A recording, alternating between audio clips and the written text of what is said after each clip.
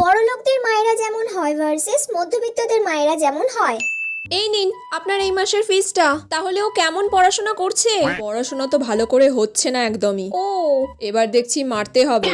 না না না না না, ওকে একদম আপনি টাচ অব্দি করবেন না। আচ্ছা, আমরা কোনোদিন ওর গায়ে হাত তুলি না, আর আপনি কিনা বলছেন ওকে মারতে হবে? হলো হলো পড়াশোনা, তাতে না হলো নেই নেই, কিন্তু ওর গায়ে কোনো হাত লাগানো যাবেই না। যেটুকু হবে বুঝিয়ে করবেন, না হলে ছেড়ে দেবেন। মারা তো যাবেই না, আর বকবেনও না সবার সামনে, কারণ আমরা ওকে বাড়িতে একটুও কিচ্ছু বলি না।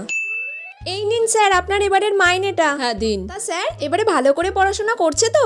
না, পড়াশোনা ভালো করে করছে না, এবার শাস্তি দিতে হবে। আপনাকে বলেছি না, ওর একটা হাড়ও আস্ত রাখবেন না, সবকটা হাড়কে মেরে গুঁড়ো গুঁড়ো করে দেবেন। একদম কিচ্ছু ভাববেন না। আমরা কিছু বলবো না? না, আমরা কিচ্ছু বলবো না। আমরা আপনার কাছে ফেলে দিয়ে গেছি, আপনি যেমন ভাবে পারবেন মানুষ করবেন, আমরা তারপর ধুলো ঝেড়ে নিয়ে চলে যাব।